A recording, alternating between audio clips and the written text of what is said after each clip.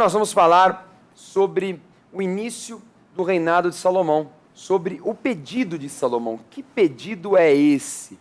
Imagine, hein? Deus chegar para você e falar assim, olha, o que você pedir, eu vou te dar. Imagina, Bispo G, que poderíamos pedir para Deus, imagina, é como se fosse um gênio da lâmpada, né? Mas o que você quer? Tanta coisa que as pessoas pediriam por aí, né? Com certeza. Dinheiro, poder, não é? Tinha gente que ia ficar até perdido para saber no que poderia pedir, tanta coisa que gostaria de ter. Talvez ela falar, meu pedido é executar essa lista toda aqui. Né? Mas enfim, Salomão mostrou que era diferente. Salomão mostrou que teve uma boa formação do rei Davi, mesmo sendo um dos filhos mais novos do rei Davi. Então vamos começar a ler o capítulo 3 do livro de Reis. Vamos lá, primeiro livro dos Reis, capítulo 3, versículos 1 a 3. Salomão aparentou-se com Faraó, rei do Egito, pois tomou por mulher a filha de Faraó e a trouxe à cidade de Davi, até que acabasse de edificar a sua casa, e a casa do Senhor, e a muralha à roda de Jerusalém. Entretanto, o povo oferecia sacrifícios sobre os altos, porque até aqueles dias ainda não se tinha edificado casa ao nome do Senhor. Salomão amava ao Senhor, andando nos preceitos de Davi, seu pai, porém sacrificava ainda nos altos e queimava incenso. Começamos com sua leitura, Bispo G. Nós vemos aqui já dois problemas, já no início do reinado de Salomão. O primeiro é que ele casou com uma estrangeira. Ele poderia ter se casado com tanta mulher em Israel, mas ele decide casar com a filha do faraó. Com certeza, um objetivo político, não é? Como muitos casamentos que nós veremos depois ao longo da história de Salomão. Mas a lei de Moisés não proibia? A lei de Moisés proibia, a gente vê aí um casamento que era até, vamos dizer assim, comum naquela época, esse tipo de casamento até para fortalecer alianças, porque como nós colocamos, temos falado muito aqui, a disputa entre o norte, Mesopotâmia, e o sul, Egito, ela sempre foi constante. Então esse casamento de Salomão, ele tinha uma estratégia para que houvesse paz com o Egito, que era naquele momento, era a potência mais forte e sólida que existia e que tinha uma tendência a subir. Obviamente, depois vai bater de frente lá com os assírios e outros, e não vai vingar. Mas, pelo menos ali era um momento era estratégico para ele e até formar como que um vínculo, né? Como ficava Israel entre esses dois grandes, vamos dizer, polos comerciais, polos culturais. Então, ele faria o comércio. Então, foi algo que ele fez mais assim, mas que era proibido pela lei, era. Mas ainda ele teve mais 999, né? Então... Pois é, isso vai dar uma dor de cabeça lá na frente, né? Isso vai ter um preço tão alto para ele. O que adiantou, né? A gente vai ver depois, ele ter um domínio tão grande no Oriente Médio e depois entregar para o seu filho, né, 2 tribos de Israel. Quer dizer, é uma coisa muito complicada. Mas isso aí deixa para os próximos capítulos, né? Agora, um outro problema era uma prática que tinha em Israel naquele momento, em que eles sacrificavam e adoravam a Deus nos altos. Os altos eram lugares altos mesmo, mas tinham plataformas mesmo, né, de adoração, como que altares. Só que havia um problema nisso aqui, Bispo G. Poderia dar uma confusão aí básica com as práticas dos cananeus, que os cananeus tinham o hábito de fazer sacrifício para ídolos nos altos. Será que não está meio bagunçado esse negócio aí, não? Tá, infelizmente, né, ficou um período a Bíblia ela vai ficar sem assim, o entendimento da palavra de Deus, e esse período é um período onde vai se fortalecer esse lado, infelizmente. Né? Nós vamos perceber na história dos reis que há um vai e vem. Então, os lugares altos ainda que fizessem sacrifícios ao Senhor, eles ainda eram locais de idolatria. E esse referencial é tão forte porque o próprio o próprio Salomão, quando ele vai fazer a sua primeira oferta, ele faz também num lugar alto. Então ele é recebido, porque Salomão com o coração limpo não tinha esse vínculo com a idolatria, mas fazia parte até de um costume. O próprio Salomão fazendo mostra que era um costume e Deus aceitando os sacrifícios que ele fez, parece que foram 1000 ovelhas, 1000 demonstra que o Senhor até leva em conta esse tempo de ignorância, mas mais à frente vai trazer muita confusão. Davi tentou também acabar com esse hábito. Você vê que é um hábito da época dos juízes mesmo, né, Bispo G? O povo de Israel não arrancou todos os estrangeiros ali da região e aí pegou esses hábitos idólatras, costumes da terra. Isso nós chamamos de costumes da terra, né? Então acabou adquirindo para a sua cultura os costumes da terra, sendo que Moisés foi bem claro, né? Para que tem o tabernáculo? Para que tem um lugar de adoração? Para adorar a Deus. Então fica essa bagunça aí, cada um meio que adora do seu jeito e do seu lado. E não era bem isso que Deus queria, como o Bispo G falou, Salomão acaba por praticar isso também. E olha que Salomão vai para um lugar bem alto mesmo, né? Vamos ver na leitura do livro de Crônicas. Vamos lá, o livro das Crônicas, capítulo 1, versículos 2 a 6. Falou Salomão a todo Israel, aos capitães de 10.000 e aos de 100, aos juízes e a todos os príncipes em todo Israel, cabeças de famílias, e foi com toda a congregação ao alto que estava em Gibeão, porque ali estava a tenda da congregação de Deus, que Moisés, servo do Senhor, tinha feito no deserto. Mas Davi fizera subir a arca de Deus de Quiriate-Jearim, ao lugar que lhe havia preparado, porque lhe armava uma tenda em Jerusalém. Também o altar de bronze que fizera Bezalel, filho de Uri, filho de Ur, estava ali diante do tabernáculo do Senhor. E Salomão e a congregação consultaram o Senhor. Salomão ofereceu ali sacrifícios perante o Senhor, sobre o altar de bronze que estava na tenda da congregação, e ofereceu sobre ele 1000 holocaustos. Uma bagunça aí, Bispo G, porque é o seguinte, fala que ele foi até Gibeão, que era o lugar mais alto da região, que já é uma região montanhosa. Esse trecho da tribo de Benjamim até Jerusalém é uma região alta, de muitas montanhas, e ele estava no lugar mais alto em Gibeão, mas que o sacrifício dele não foi em Gibeão, é o que indica o livro de Crônicas. É isso. Dá a entender que é num outro local onde Davi já tinha construído. Jerusalém. Porque Jerusalém ele arma a tenda da congregação para colocar ali a Arca da Aliança que foi tirada de Quiriate-Jearim. Eu acho que vale a pena nós lembrarmos o que é o tabernáculo. Então, o tabernáculo, nós vamos ver agora nessas imagens, era o lugar aonde Moisés ordenara construir de adoração ao Senhor.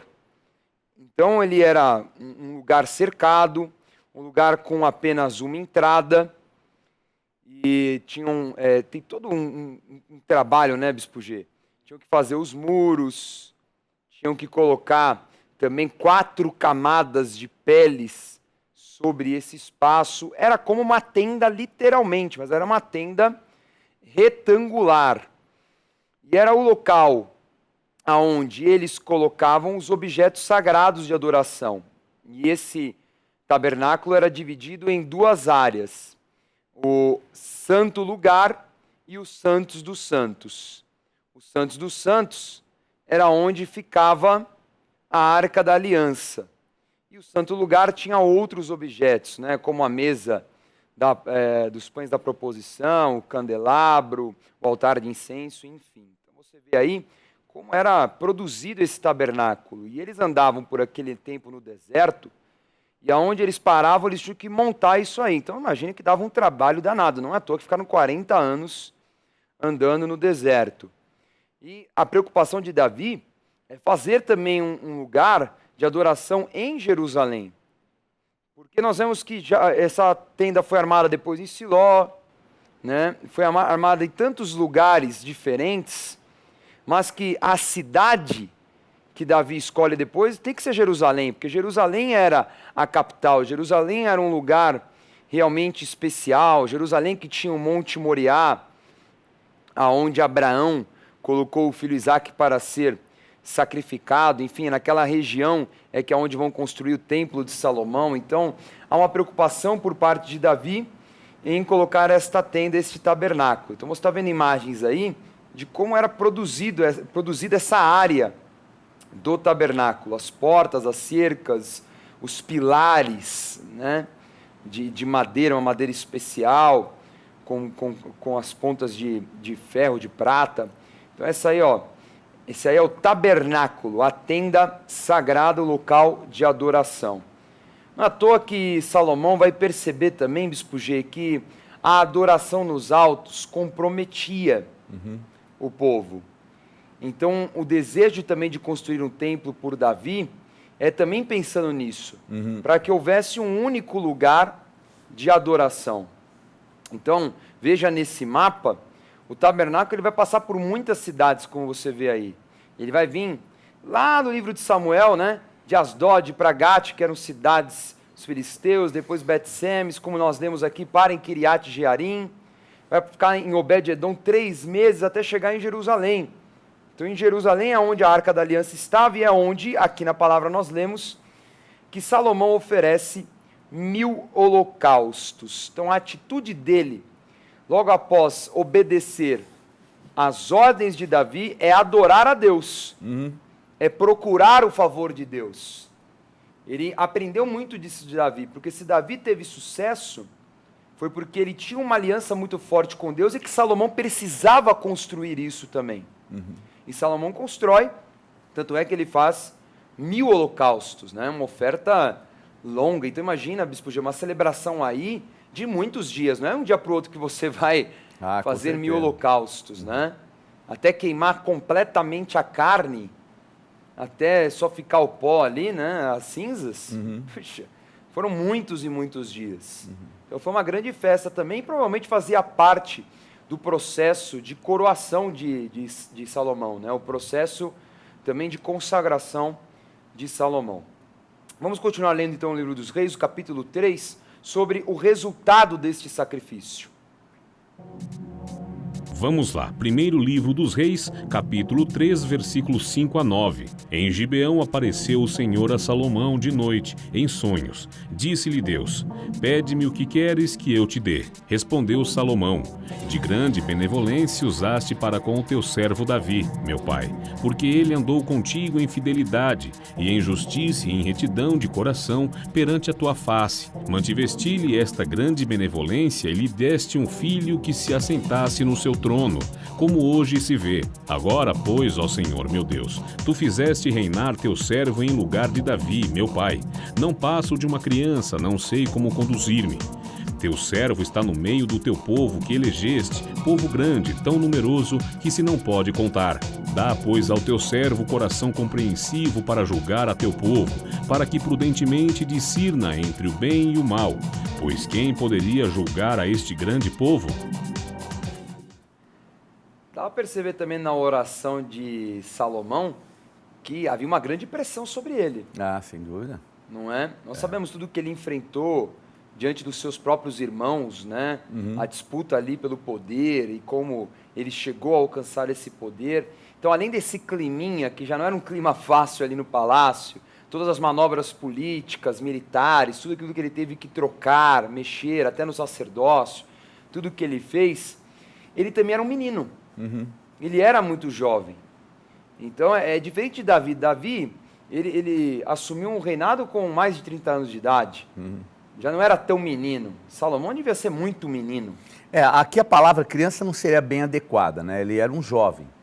E o termo jovem é para também uma condição mais assim de insignificante, não sendo muito significante. Eu calculo que ele deveria ter por volta de uns 12, 13, 14. Obviamente ainda quase uma criança, né? Um pré-adolescente, um adolescente, né? Muito, muito jovem, com muita responsabilidade. Agora, é muito forte isso, como o coração dele era um coração, neste momento, muito alinhado como o de Davi. Porque ele poderia pedir muita coisa. Olha o que Deus fala para o cara. Fala assim, pede-me o que queres que eu te dê. Ou seja, o que você quiser eu vou te dar. E a resposta dele foi, eu quero só discernimento, eu quero sabedoria para cuidar desse povo, que é o teu povo, não é meu. Amém. Então, se o povo é teu, então você tem que me dar a sabedoria para cuidar dele. Não é? Então é difícil. Agora, ele tinha consciência de que esse reino não era dele, que esse reino era do Senhor. Ainda que ele fosse um grande rei, ainda que ele fosse o sucessor de Davi, ainda que ele tivesse tudo isso, o reino não era dele. O reino era de Deus. Então, essa resposta vai agradar muito ao Senhor. E olha o que Deus fala para Salomão. Vamos lá, primeiro livro dos Reis, capítulo 3, versículos 10 a 15. Estas palavras agradaram ao Senhor, por haver Salomão pedido tal coisa. Disse-lhe Deus: já que pediste esta coisa e não pediste longevidade, nem riquezas, nem a morte de teus inimigos, mas pediste entendimento para discernires o que é justo, eis que faço segundo as tuas palavras. Dou-te coração sábio e inteligente, de maneira que antes de ti não houve teu igual, nem depois de ti o haverá. Também até o que não me pediste eu te dou, tanto riquezas como glória, que não haja teu igual entre os reis por todos os teus dias. Se andares nos meus caminhos e guardares os meus estatutos e os meus mandamentos, como andou Davi teu pai, prolongarei os teus dias. Despertou Salomão e eis que era sonho. Veio a Jerusalém, pôs-se perante a arca da aliança do Senhor, ofereceu holocaustos, apresentou ofertas pacíficas e deu um banquete a todos os seus oficiais. Então nós vemos que Salomão teve um sonho. A experiência que ele teve com Deus foi um sonho. E ali, essa relação é muito diferente. Bispo G, sonhos. Como é que pode, assim, Deus conversar em sonho com um homem como se fosse uma conversa normal? Isso é possível? É possível, porque assim, o que ocorre? O mundo espiritual, ele está, vamos dizer, mesclado com o mundo natural. E o mundo espiritual, ele não é tangível, ele não é perceptível. Então, o momento do sono é o momento em que o nosso subconsciente, ele fica mais aflorado. Enquanto que o nosso consciente, ele como que dorme. E é o momento onde Deus pode nos visitar. Não, porque Deus pode nos visitar e falar com a gente a qualquer momento. Mas esse momento do sonho é um momento interessante, porque é um momento que você está isento, vamos dizer assim, completamente daquela tua ligação com o mundo material. Então você, num sono mais profundo, então você está totalmente desligado, desvirtuado da condição material e, obviamente, mais propenso a que se manifeste o mundo espiritual. E Deus visita geralmente em sonhos. E é uma forma fácil de se compreender. E até uma forma também de fé para se compreender, porque Deus não se manifesta por outra forma senão pela fé. Então, se a pessoa crê que pode, Deus se manifesta. Se não quiser, porque é dom. É uma revelação, um dom de revelação. Quando nós dormimos, o subconsciente que está trabalhando. Perfeito. Perfeito? Agora nós vemos aqui Salomão agindo como se fosse consciente. Não, mas daqui diz que apareceu em sonho. Em sonho. Então, obviamente, ele estava inconsciente, né? Ele estava inconsciente. Consciente. A gente vê outras revelações, por exemplo, Pedro e outros homens de Deus que recebem o apóstolo João no êxtase, que é tipo de um soninho que dá. A pessoa tem um soninho e tem as visões, revelações, palavras, que é essa manifestação breve que é do inconsciente visitando, né? O consciente dorme como que apaga, é quase um apagar. E ali Deus manifesta os sonhos. Só que quando é alguma coisa de maior expressão, o Senhor visita em sonhos. E aí dá, então, revelações em sonhos. Mas ele conversa, isso que é diferente, porque ele está conversando com Deus. Aqui... Ele tá fazendo uma opção em um sonho. Às vezes você mesmo, eu também já tive essa experiência, no sono, você não se vê, mas você interage no sonho. Eu já tive muito, eu não me via no sonho, mas eu me via interagindo. Como se fosse em primeira pessoa, vamos dizer assim. Como primeira pessoa. Então, essa interação no sonho, ela é possível. Então, às vezes, o conversar com Deus, nada se manifestou do que a parte, vamos dizer assim, subconsciente dele falando com Deus num sonho. Muito bem. Então, nós vemos ele recebendo uma bênção incrível, né? Não só sabedoria e discernimento, mas você vai ter dinheiro, você vai ter poder, vai ter riquezas. Até porque Deus fala para ele, você poderia ter pedido longevidade, que é viver muito, poderia ter pedido riquezas, morte dos teus inimigos, poder, mas você pediu sabedoria para guiar o povo. Então Deus deu tudo isso, porque realmente Salomão teve um reino de paz. Ele teve domínio, assim, a extensão de quase todo o Oriente Médio. Quase de um império, né, Bispo G? Se a gente for pensar a influência que Salomão alcançou, foi quase a de um império, e nós vamos ver nas próximas aulas que ele cumpriu a promessa que Deus deu a Josué e a Moisés. Então, e até esse domínio que ele exerceu, Daniel, ele não fez só um casamento com o Egito, ele fez mais outros casamentos de ordem política e aliança. Mas veja, quando o povo pediu um rei, os requisitos de um rei entrava esse lado também. Alianças de casamento e assim por diante. Então, o Senhor, enquanto ele tinha o coração voltado para as coisas de Deus, esses, vamos dizer assim, casamentos não passavam de fachada. Fachada para um propósito muito maior. Então, nós não podemos ser religiosos. Nós vemos, por exemplo, o caso de José. José casa com uma mulher que ela é filha do sacerdote Diom, que era um sacerdote idólatra, e era uma mulher egípcia.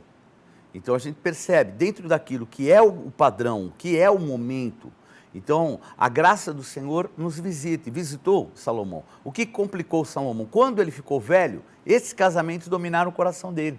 Ele se afeiçoou às mulheres, ele criou uma dependência dessas mulheres, aí que era o erro. Fora isso, o casar em si, que ele estava fazendo, nada mais era do que algo formal que compunha a condição daquele tempo. E muitas alianças que ele fez foi com casamentos. E algo interessante, deu o exemplo de José. José teve 2 filhos com essa mulher estrangeira. Isso. Manassés e Efraim, que dão nome a 2 tribos de Israel. Aliás, uma delas que foi a maior tribo em extensão, né? Tinha domínio dentro da Terra Prometida e fora da Terra Prometida. Manassés. Manassés. E as 2 tribos extremamente políticas junto de Judá, porque nós vemos sempre, né, os juízes e o domínio político durante o período dos juízes, assim, Manassés, Efraim ou Judá. É isso mesmo. Raramente você vê Dan, Benjamim ou outro, assim, mas sempre nesse eixo, né? Efraim sempre tratado como cabeça das nações, né? Dali, das 10 tribos, Efraim era o cabeça. E Manassés junto com eles compartilhavam esse lado. Porque se nós olharmos Manassés e Efraim, era José, né? José abriu mão. Por ter que ficar no Egito, ele abriu mão da herança, que seria de direito dele, de estabelecer os 2 filhos. E a gente vê isso, né? Esse lado, o quanto essas tribos eram importantes. Receberam, assim, essa herança política de José. Assim como Judá também se tornou um polo político pela postura que Judá teve diante de José. Quando foi ali falar com ele sobre aquele momento que estavam sendo provados, os irmãos estavam sendo provados, ele que foi lá e tomou a palavra. Não foi Rubem, não foi Simeão, não foi Levi. Ele era o 4º filho, ele que foi lá e falou, olha, é o seguinte... isso que aconteceu, o nosso pai vai ficar desesperado, nós erramos com o nosso irmão no passado e agora com Benjamim não pode acontecer. Quer dizer, ele assumiu uma posição de liderança. Então a gente vai ver a liderança girando nessas 3 tribos. Né? Muito interessante. Então, Bispo G, nós vamos ver, logo na sequência no capítulo, nós não vamos ler, mas está ali nos versículos 16 em diante, até o 28, sobre já a primeira manifestação da sabedoria na vida de Salomão. Salomão vai ter uma situação super complicada, porque é uma situação que não tinha provas, não tinha testemunhas, uma situação que não tinha câmera, né? Não tinha como tirar o DNA. Não tinha DNA na época, e aí? Então ele vem ao seu reino, nós vemos uma coisa interessante, ele recebe 2 prostitutas para julgar uma situação ali. Já demonstra exatamente essa sinceridade de coração em julgar todo um reino e a simplicidade de Salomão. Porque ele poderia pegar esse caso aí de 2 prostitutas, pessoas assim que naquele momento ele poderia falar, são pessoas aí da marginalidade do povo, e coisa do gênero, mas você vê que ele não trata dessa forma não. Ele atende as 2 prostitutas como ele atenderia um rei que vinha de uma outra nação. Então é engraçado essa simplicidade, né? Esse contato direto que nós já vemos de Salomão com o povo. E ele faz jus àquilo que ele pediu. Ele falou, eu quero ter sabedoria para dirigir o teu povo. E o povo era desde a pessoa mais humilde até aquela mais rica. Então acho que até por um discernimento, e ele um homem sábio, ele sabia que ele não podia abrir mão. Às vezes as pessoas chegam numa etapa que elas se acham tão espirituais que elas não trabalham determinadas situações, determinadas pessoas, quer dizer, e é um absurdo, porque para Deus o que mais vale é uma vida. Então o conceito que há muitas vezes, esse é importante, esse não é um conceito totalmente vago, porque é uma vida como a outra. Então, qual é a diferença entre eu e talvez uma pessoa mais humilde? Ela nasceu de 2 pais diferentes do meu, que não tiveram condições de dar uma formação, elas têm uma carga genética diferente da minha, mas fora isso, o destino simplesmente me deu privilégios. como dar privilégios a outras pessoas. E, obviamente, eu tenho o lado da minha conquista, mas outros não tiveram nem condição de conquistar. Então, nós temos que ter essa ótica, que é uma ótica de Deus. Então, o caso é o seguinte, vem 2 prostitutas com a seguinte história, uma já toma a frente, né? E fala assim, ó, essa mulher aqui, à noite, ela dormiu em cima do bebê recém-nascido dela, e elas tiveram os 2 filhos praticamente juntos, né? Com 3 dias de diferença. Ela dormiu e acabou matando o bebê com o corpo em cima dele. E à noite, durante a madrugada, enquanto eu dormia, ela pegou o meu bebê e colocou como se fosse o dela, e o bebê morto colocou comigo. Acordei com o bebê morto e vi que não era meu filho. Que a mãe sabe quando não é o filho. É, óbvio. Não é? Olhou pro bebê, ainda que ele tinha aquela carinha de joelhinho, né, recém-nascido, sabe que não é. Sente que aquilo que não é a criança. Algum aspecto físico percebeu que não era. E ali ficou aquela situação, mas ninguém tinha prova, ninguém sabia qual era o bebê, qual que não era. Imagine, recém-nascido, né, Bispo G? As 2 prostitutas, as 2 já tinham, né, se relacionado com muita gente ali no bairro ali. Um negócio complicado mesmo. Então a atitude de Salomão, sem testemunho, sem nada, é o quê? Bom, vamos ver o que a gente vai fazer. Pega a espada. Aí pegaram a espada. Ele falou, então é o seguinte, já que ninguém sabe quem é, eu vou cortar no meio o bebê e pronto, dá um pedaço para cada uma. Assim, quem vê esse negócio fala assim, Salomão, maluco. Né? Como assim? Um assassino de criança. Mas, na verdade, ele usou uma estratégia psicológica, né? Porque ele sabia que a mãe verdadeira ia se aguçar e iria defender. E foi exatamente o que aconteceu, que foi a que se queixou, que foi lá, se levantou e falou, pelo amor de Deus, não mata ele, então dá para ela. Deixa ele vivo, pode dar para ela, mas não mate. Então, nessa manobra, Salomão mostrou a sabedoria. O povo ficou em choque. O povo falou, mas como é que pode? Olha, como é que o cara conseguiu, como ele pôde pensar nisso? Pegar uma espada, ameaçar de morte uma criança, mas não é que ele ia matá-la. Mas ele já previa que a mãe verdadeira iria defender a criança e a outra ia falar, para mim tudo faz. Porque já tinha perdido dela, né? Já estava amarga.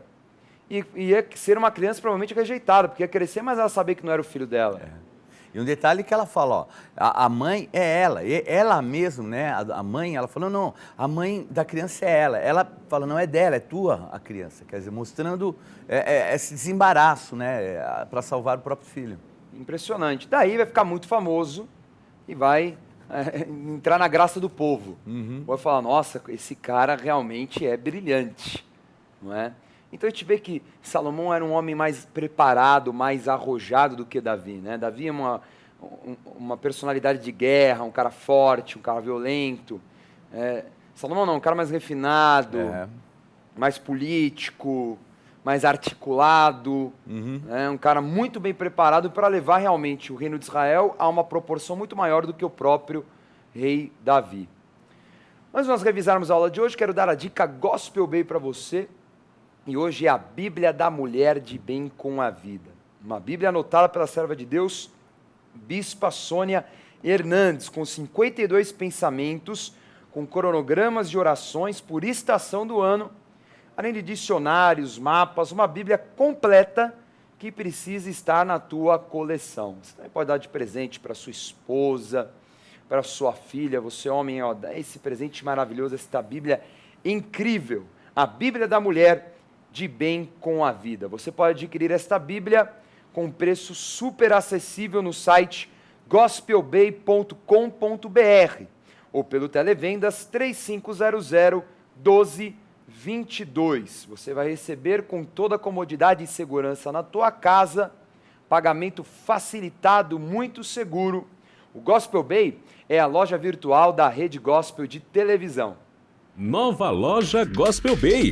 Os seus artigos preferidos agora estão ainda mais acessíveis no site gospelbay.com.br. Mais ágil, mais simples e mais seguro.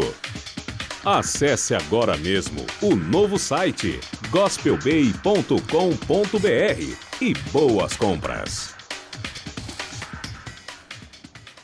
Vamos revisar a aula sobre o pedido de Salomão. Na aula de hoje, estudamos o capítulo 3 do primeiro livro dos Reis, momento em que Salomão assumiu o reino de Israel e tornou-se sábio, por ter buscado ao Senhor em 1000 holocaustos e ter pedido discernimento para administrar o reino, em vez de riquezas ou poder. Mesmo assim, Deus deu a ele riquezas e poder, além de sabedoria nunca vista na história. Também vimos a importância de construir um templo ao Senhor para concentrar o culto em lugar sagrado, evitando a mistura com adorações aos deuses estrangeiros nos lugares altos. Tome nota da agenda do programa Escola de Profetas. Não perca a oportunidade de se aperfeiçoar mais no conhecimento da Palavra de Deus e desenvolver seu ministério. Participe dos cursos do Centro de Estudos Apostólico. Para mais informações, acesse ceaapostólico.com.br ou entre em contato pelo telefone 11 3203 0641.